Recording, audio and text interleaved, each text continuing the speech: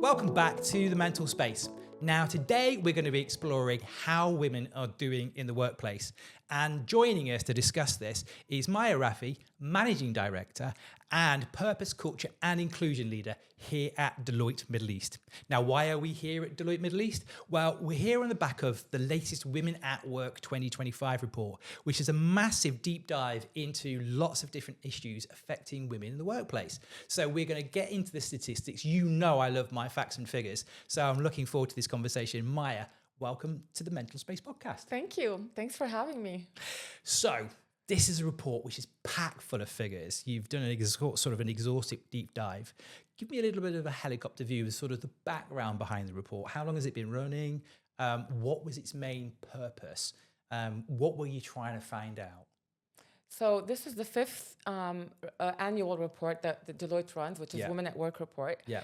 And in this last survey, 7,500 women were actually surveyed across 15 countries in different senior groups and categories. And the main purpose is to assess the sentiment and validate the experience of women in the workplace. That's really the main objective of the report. What was the inspiration in the first place? Like, where did this come from? It actually started around COVID, because that was a bit of, the pandemic. It was like the women's experience was fundamentally shifted from working at home and then carrying the burden of, the work responsibilities at home as well. And this is when it started in 2020. So this is the fifth run. Managing Director here, you've been with Deloitte for quite some time. Give us a little bit of your backstory for me, is why this is such a passion point for you. I have been with Deloitte for over 20 years. And I was one of the first people working closely with a partner at the time when we actually started the very first women program, and we called it Grow. It didn't exist before. We didn't have women partners. We didn't have women directors. So kind of like this is a big deal. Yeah. And now, in hindsight, looking back, and we have like 50 women at the entry level. We have like close to 42% or so across the firm. Like we've really gone so far, and it's a proud moment how Deloitte has gone in terms of women, gender, and advancement. So just taking the baby steps and starting to like, what does it look like? What do we want to do? What is that we want? Ultimately, the main goal is to help women accelerate and go into leadership roles. Because Deloitte has done the math, and apparently it will take like 100 years to have full equity at the leadership level. 100 years. And we're going well, but then pandemic kind of we went backwards now. So it's a journey. Because we were talking off camera, I've got a 10-year-old daughter, Autumn, and it's like, we can't wait 100 years for this. My daughter's not going to wait 100 years. We really need to 10x this progress. It's funny because your report, the Women at Work 2025 report, it kind of paints a mixed picture. There's some progress in there, which is real room for optimism, but then there are some struggles that it's captured. Tell me what your biggest takeaways were from this year's report, sort of the positive first, and then let's start discussing also those challenges that women are facing in the workplace. The positive is, 50% say their well-being is good or extremely good. The positive is women are telling us what will make them stay. So, get hybrid works going, help us advance. They're telling us it's that simple. So the downside of it is that we've seen that stress has increased. So a third in the UAE, but also fundamentally it's kind of similar to global trends as well. Yeah. A third have experienced stress from last year. So kind of like, okay, mental health is better, but then they're more stressed. So, kind of like it's a double-edged sword, I guess. But, there's a lot, and I think, there's a lot going on in terms of expectations. Yes. The workload is heavy for women. You have to drive, and you have to meet clients, and you have to deliver, and you have to do projects, and you have to generate money. There's a lot of expectations regardless of the role, but I'm just speaking from a Deloitte role. Yeah. But then at the same time, although women are more present in the workforce, part of them, because they're supposed to, support families, but anything that comes to family commitment is still the same. She carries the same burden. She still has household responsibilities. She carries the financial burden. She carries childcare. And not only this, even the trend now of like they're calling it excessive parenting, hovering over your kid. It's noticeable now. Parents want to like the best for the kids, like all parents did. But back in my day, go play outside when it's dark, come back in. Now it's like, you have to like, how many activities are you going to be doing? You want to make sure they have play days. If they're alone, you're like, oh my God, nobody invited them. Nobody likes them. Yeah. It's like always on. Yeah. And maybe it's draining for the child, and also very much draining for the women. Absolutely, in absolutely. general. I mean, I see those. I mean, how many WhatsApp groups are we all in these days, particularly mothers? Whether it be the parents group or the netball group or the swimming group or the football group, and Exactly. yeah, it's like it's almost always on. Whether you're at work or whether you're at home, we're so busy. And where do you, in all of that space, do you take the time to step back and go, how am I doing? So if I was to ask you how women are doing in the workplace, what would be your assessment? Because I read one of the figures in there that said that you talked about those 50% who felt good about their mental health, but 43% of women who were in your survey didn't feel. They said they were struggling they were very concerned about their mental health. And we know life out here in the UAE is a bit of a dichotomy. It's a parallel between amazing well-being and where else would we want to be right now, considering everything that's happening in the world. It's fantastic. And it also empowers our ambition, which also makes us busier. But it's brilliant. But then when we often look at the workplace, there's lots of hidden struggles. The struggle goes back to lack of psychological safety. So some of them feel like they're scared of the consequences. So, because even the statistics say, okay, women know there are resources available. We see it in all the service that we do. There's a difference in like knowing the tools are there versus discussing your mental health. Yeah. So it just goes back to not feeling safe, because women might feel like, if I go to my leader or my manager and tell him, I have an issue with my daughter, I need some time off, then this might be counter effective for her, where she is not, it might affect her career, or it might be even assignments. And one thing we've noticed, sometimes women get to in consulting, they travel, right? Yes. And they just had a baby, they come back. There's also a lot of education we need to do for our leaders, which we do, but sometimes there's that perception of like, oh, she just got back from maternity leave, she is unable to go travel to Riyadh for a couple of days or to anywhere in the region. But we're like, did you ask her? No, but and it comes from a good place. Yeah. It really does. Yeah. But that's not what she wants. She is able and she can make it. So do ask. And just making, women feel more it's a little bit patronizing as well. But I guess I know where you're saying where it comes from a good place, which is that, we don't want to bother you. But at the same time, I want to be bothered because I'm a talented professional. That's and right. I care about my career and my work and my colleagues and my teammates. Yeah, I mean, I noticed in the report there was one statistic which really stood out to me as well, which feels like it's a massive area for progress and a huge opportunity to change, which was 90% of the women that answered your survey said that they felt that if they disclosed what was happening with their mental health to their manager, that their manager would feel negatively about that, which kind of comes back to that psychological safety. So what can we do to address that? How do we get that figure? 9 in 10 women. How do we get that down to 0, which would be the dream, but it needs a lot of work there. But what are the things that managers can do? What are the things that organizations can do to address that imbalance? I'd like to start with leaders, because to me, it's like organization can do the right things. You can do everything right. Everything could be there. But if leaders do not walk the talk, because people look at leaders' behaviors rather than what they're telling them. So leaders could tell them, look, hey, we support you.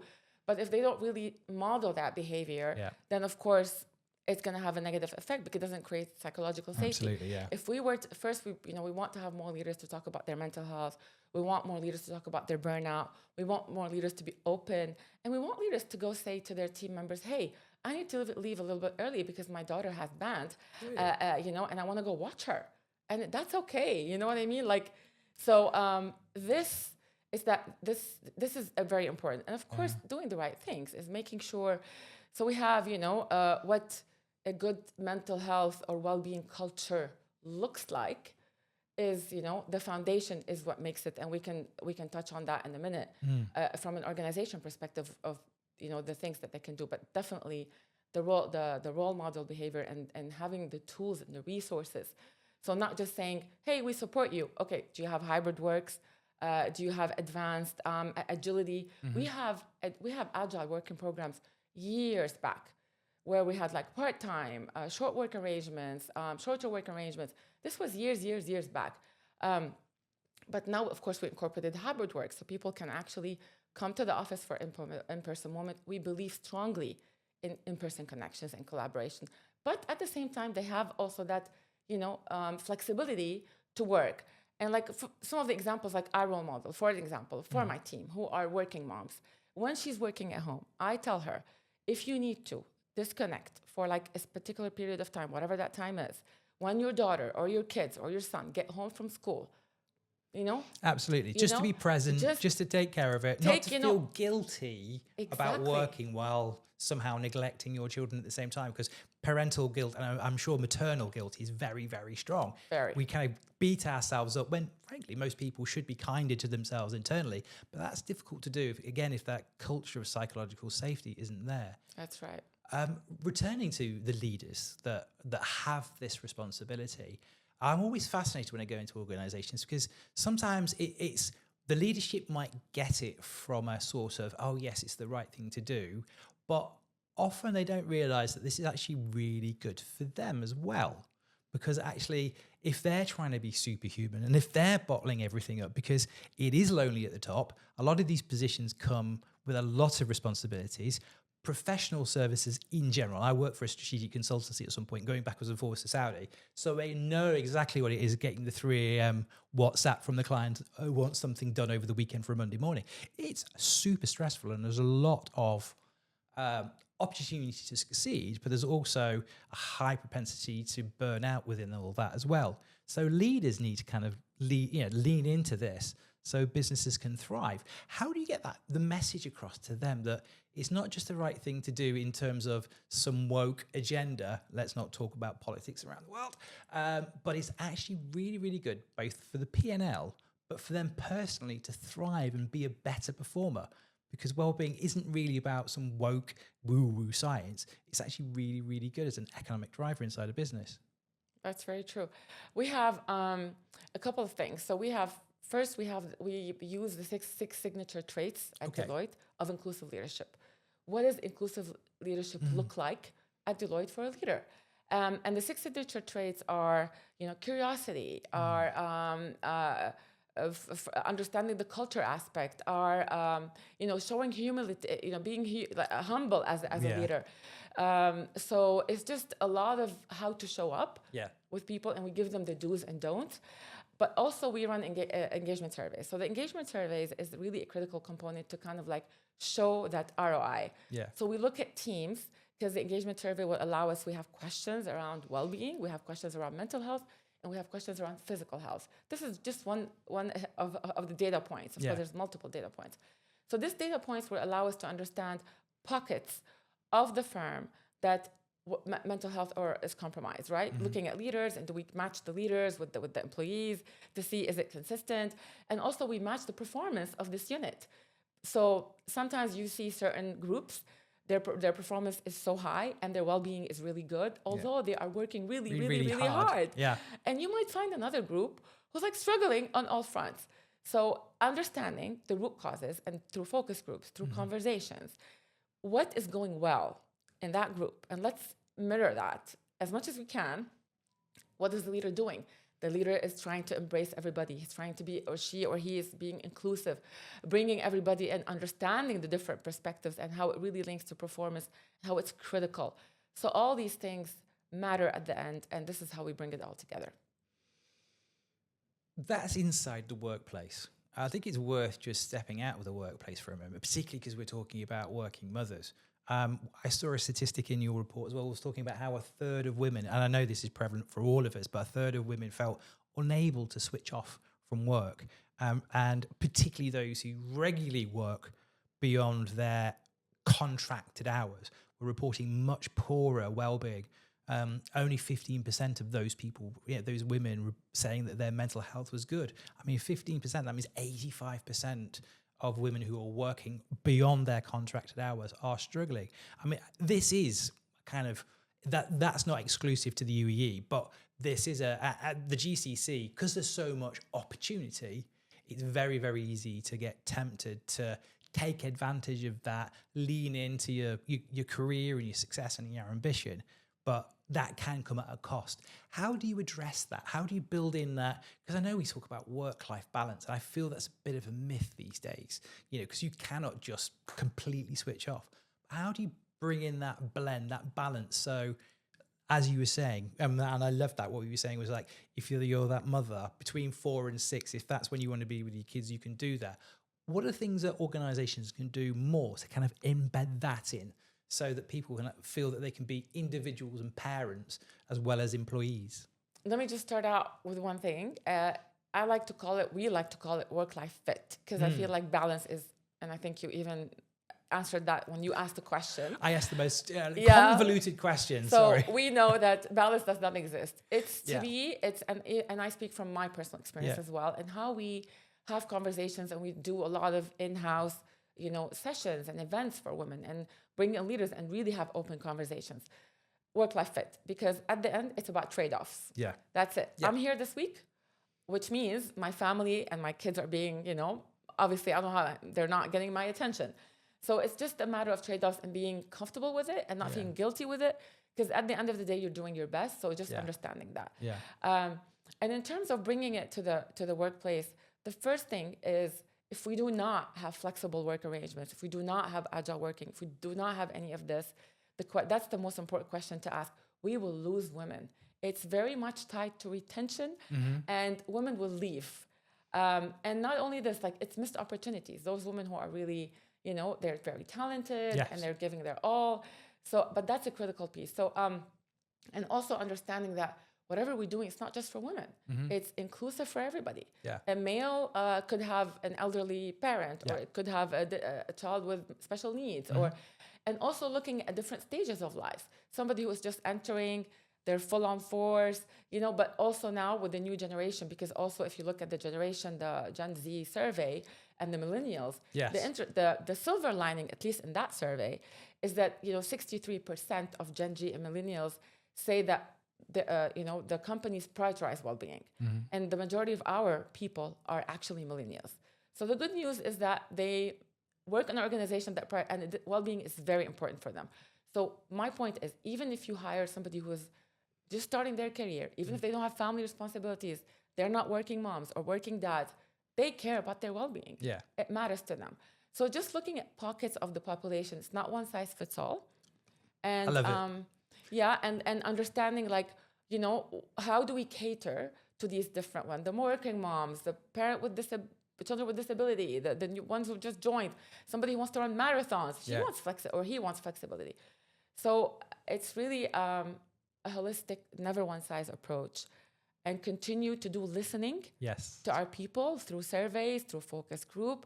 It's not just launching stuff. It's really understanding what are the root causes, what do people need, and cater, and it evolves. Let's focus on that a little bit more, because I always find it fascinating that in some organizations, they almost don't want to look in that mirror, shall we say. They don't want to dive into it because they're scared perhaps of what they might find. But from your perspective, because you talk about all these different groups that you're looking at their different needs, rather than one size fits all might seem easier, but actually you're excluding lots of people when you go for one size fits all. A very good friend of mine described sort of exclusion not as excluding people from it, that she said the opposite of inclusion is not including people, it's trying to make everybody fit into one size fits all, so that you're discounting all their different life experiences, all their different abilities, all that sort of thing. These all seem like opportunities. These seem like areas where businesses can thrive, because you're maximizing the potential of those individuals, or giving them the tools to maximize the potential of individuals, whether they be 18 to 25 or whether they be 50 to 60, whether they be men or women, parents or single, as you say, marathon runners. To you, what is the ROI of well-being? I mean, let's just break it down, because I personally believe it's very, very, very good business to be a good business. It shows up in your P&L. Do you have evidence of that? Well, the ROI, it thrives. Organizations who have well-being a culture, and leaders who speak about it clearly have a better ROI on organizations who don't. I mean, statistically saying, right? Yeah. So what is a well-being culture? What is a good well-being culture? Yeah. A good well-being culture is first having leadership behaviors. They walk the talk. They experience it. They are inclusive of everybody, and they make sure they include everybody in the room, even the voices who don't speak, all kinds of people. And then the second one is more around the reducing stigma. So once we reduce, how do we reduce stigma? Is through ongoing engagement, conversation, storytelling, bringing in different perspectives, and especially leaders come in and have a voice in this. We have webinars on psychological safety, and psychological safety is key to ensure that people have that safe space. And then once you have all this together, then you have to have the tools and resources. So you have to have the policies, and you have to have the programs. So for instance, we have Hybrid Works, we have Returnity, which is a program specifically for working parents to help them transition. Award-winning program at the Mental Awards, in fact, last year. It is indeed. So yes, if you have all this, we always say retention and ROI, or good business practices. Yeah. It's not like, it's doing the right things. So I can't tell you, there's a retention strategy. No, if you do the right things, if you have all this and continue to, and it's not like, okay, I did it and you sit back and relax. It's ongoing. Yeah. You have to make sure you continue to evolve. So there is a clear ROI on performance when we have a strong well-being culture. It's interesting because we talk about return on investment, which is the reward for leaning into this. But if we talk about the risk, and circling back to what you were saying earlier, you were saying our women will leave us. I mean, there was a really powerful statistic in that report, the Women at Work report. I think it was, if my memory serves, only 5% of the women that answered that survey said they expect to be with the same employer in 5 years' time.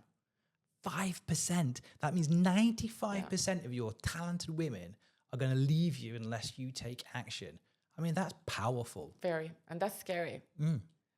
That's very alarming, and that's scary. And that is really urging every single organization to kind of like step back and do a diagnostic of what do we have, you know? And what are listening? What are our people telling us? What will make them stay? Because it's becoming more and more critical, and we're seeing it. And even not only just in the survey. This is the Women at Work survey, but also if you talk to women. Every woman I speak to, the same conversation around the burnout, the mental health, the juggling, the work job and the house job, and it's ongoing. But it just goes back like, what can we do to cater to this? And bring in this culture as much as possible. I did some research recently, and I was delighted to MC at the recent Menopause Summit. And I did a podcast with two amazing individuals, Donna Howarth from the Middle East Menopause Organization, and then Dr. Fiona Rennie, who was fantastic on menopause. So we had a big, long conversation about that. But I stepped back and looked at some of the maths and did some of the calculations, and businesses are losing billions just in that one section of sort of mental health and physical health for women. And what strikes me is you have, and here in the UAE, it's maybe somewhere between 1 in 10 and 1 in 20, 1 in 10 and 1 in 5 women, because this is inevitable. This is something that's going to happen to every woman on the planet. You've got these highly intelligent, at that point in their lives, have risen through their hard work to be very, very successful women. And yet organizations seem to completely push this under the carpet. And then it was like, well, how are you going to support, up to 20% of your workforce? All of a sudden, they're going to have struggles, and you're not going to help optimize that. How is that good business sense? Exactly. It's not good business sense. I mean, the calculation I did was like billions. We're losing billions just here in the UAE, let alone trillions around the world, to be fair. I'm very happy to see that, the conversations around menopause are now more surfacing in the past couple of years. Yes. Because it was not ever discussed. It was not something that people talked about. It was not something people understood. It was not something even our moms told us what it is. Yes. Yeah. So to start out with. So having these conversations, I think it's a journey. It's starting just from conversations. And we also had a webinar on menopause at Deloitte to make sure that people, and we invited both men and women, because it's very important that men, equally as women, understand what menopause is about. It's not just a women thing. So yes. Well, I mean, that is a powerful statement as well, because, the sort of the cliche or the stereotype is, of course, or the reality, in fact, is that most men will know very, very little about the menopause. I actually now count myself as being highly educated on it. And I want more men in this conversation, because the one thing that struck me as, both a father, but also the husband of a wife who's entering that stage of her life, whether she's in it right now, but she's the age range, it's 40 plus, where the perimenopause starts emerging. We as guys, or we as leaders, the male leaders and the male colleagues inside businesses, don't know this is coming at them, but there is no way to escape it. Yeah. If you've got amazing women in your organization, or you're married to an amazing woman, this is coming at you, and there's no way you can avoid it. It's inevitable. So why not get educated on it, so you can be the best support to them, whether it be a colleague, employee, or partner. That's right. Absolutely. Another area of mental health, which really, really shocked me, was one thing that came out of the report, and it sort of resonated with me personally. But the statistic was only one. 1 second, I just want to remember a thing. It was like 1% of women would come forward to talk about being neurodivergent, whereas the reality of the situation, we know the figures anywhere again between 10 to 20%. How can this happen that we have these individuals inside the business neurodivergent, but only 1% of them feel comfortable to come forward and talk to their employer about what's happening internally? Which tells you that you said the story. There's 1% who talked about it, and there's about up to 20% who identify with neurodiversity. It's a massive disconnect. Massive disconnect, massive missed opportunity, untapped talent. So at least let me share our Deloitte story. So we've expanded our inclusion strategy, and a couple of years back, our inclusion strategy is basically on 3 pillars. We have gender, well-being, well-being, inclusion go hand in hand, and we also have disability and neurodiversity. So these are the 3 main pillars. And when we rolled out the disability and neurodiversity, it came with a lot of communication, a lot of awareness, and then tools to support leaders as well, with like ways of working. So if you have somebody who identifies with ADHD, then you sit with that person who has ADHD and you identify ways of working. So for example, let's say this person who identified is, because you want people to come forward, right? Yes. So the more you have the more we talk about it, the more people will come forward. And we've seen that trend. So people who say, hey, I have ADHD, and then they missed the deadline, for example. So the leader should not kind of like tell the person, hey, you're so disorganized, this does not work. Well, obviously the person said I have the ADHD, so disorganized, like this is not the response. So the response would be like, let's, untap, let's unlock this, let's find out exactly what happened, let's see how we can work around it for next time to ensure timely delivery. So we give them ways of working, we give them do's and don'ts of that. And also we incorporated, since we do run Engage for Change twice annually, it's our annual survey. And then just last year or the year before, we incorporated a section, or like a demographic where people can identify either with disability or neurodiversity. Those who choose to, at least now we have pockets of the population that we can assess their well-being, their employee experience, their advancement. And then even if it's a pocket, but it's a start. And we're seeing more. The more we do surveys, the more people are identifying, which is good. So these are the things that, every organization should start. It's not, the inclusion strategy must include people with disabilities and neurodiversity. I said this is a very personal topic to me, but that is because like 3-4 weeks ago, I was diagnosed with ADHD, inattentive ADHD, which was a bit of an earthquake, frankly. Some of the findings were, for me personally, amazing, but also very destabilizing, because there's like 30 years of self-narrative to kind of unwind. But since that diagnosis, it's been really, really transformational for me on the inside. And I am already far more productive and have far more energy than I did a month ago. And it's mostly just like being able to understand, okay, this tactic will work, that won't work. Or even just recognizing, Scott, you're struggling with that deadline, you need to focus, stop the procrastination. There's lots we can do. And I'm determined not to shut up about this. But how do we get the needle to move on, that 1% inside organizations, you know, because it feels like there shouldn't be stigma around this, because actually people with ADHD have so many skills and strengths that actually when you optimize for them, you're going to thrive as a business, because these are individuals that have a unique set of talents. And with any team, you always need diversity anyway. You look at a sports team, there is diversity in the roles in that. You know, you have people who are great goalkeepers, people who are great strikers, people who are great midfielders, and you don't make them, you know, you don't try and silence their gifts. You optimize them. So how do we break down that stigma that keeps more than 1% coming forward? Yeah.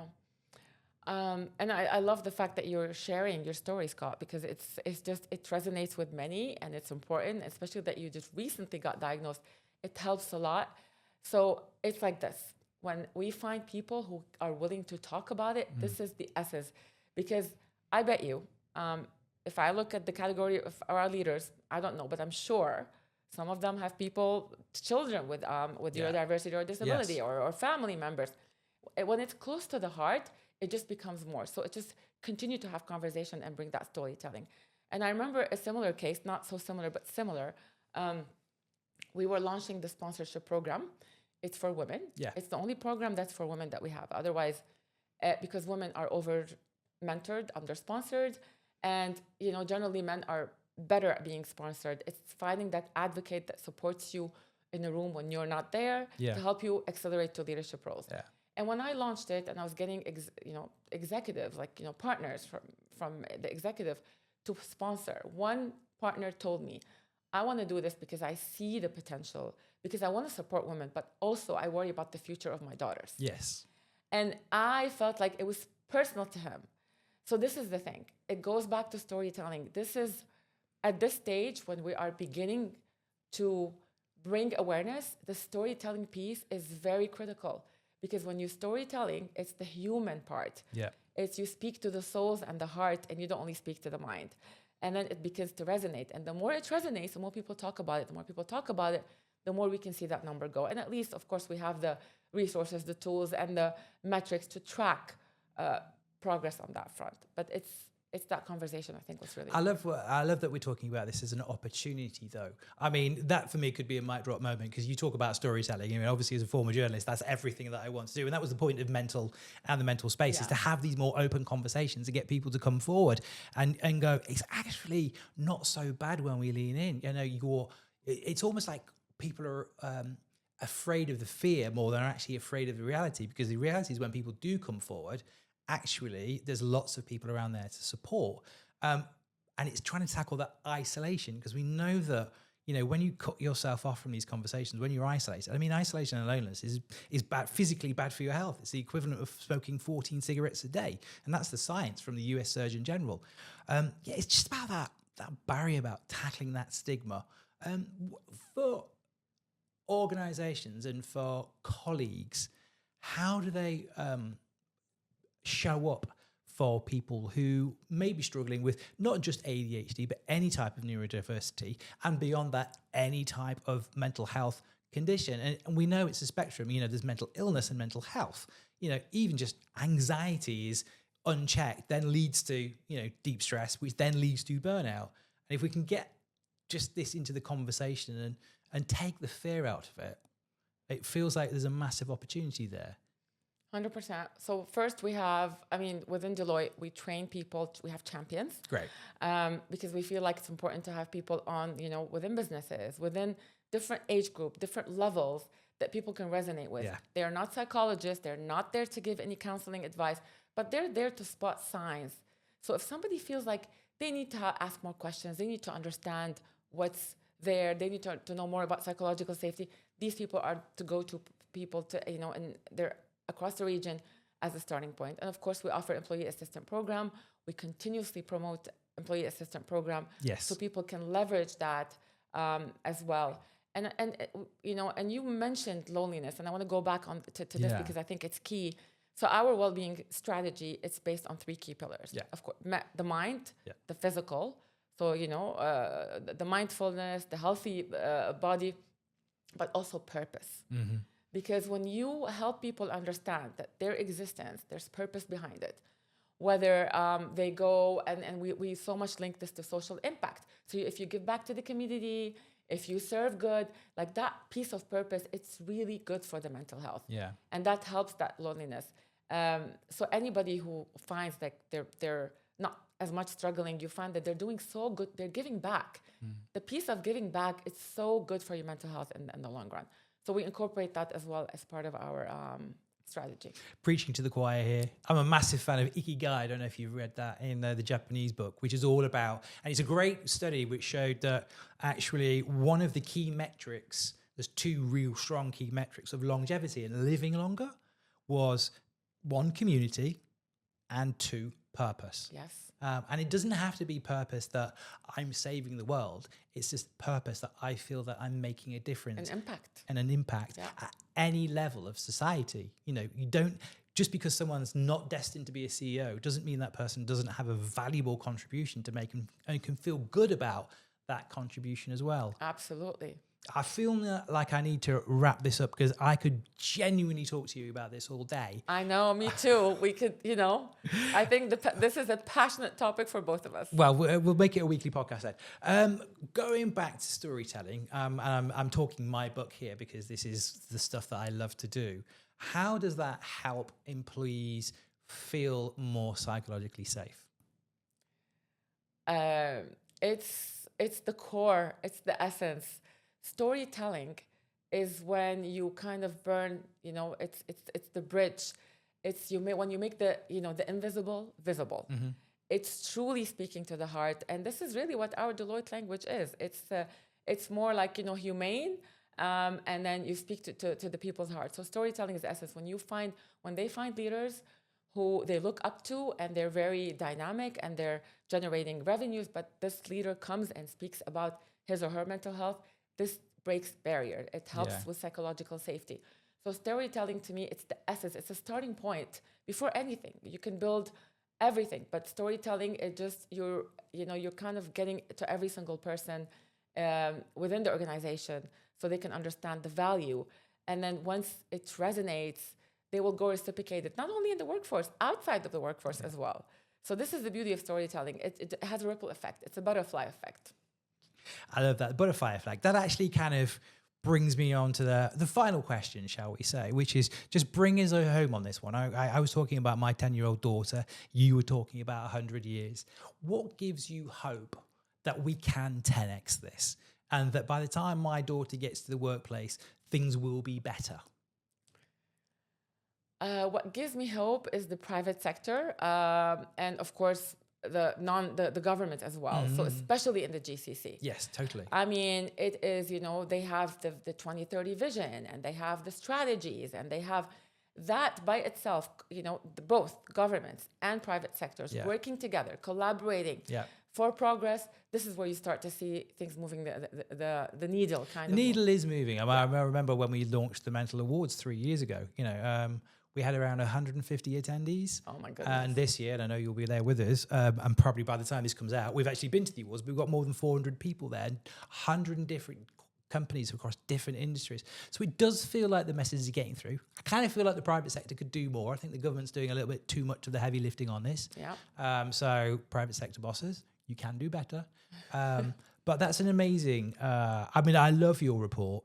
Thank you for your insights today.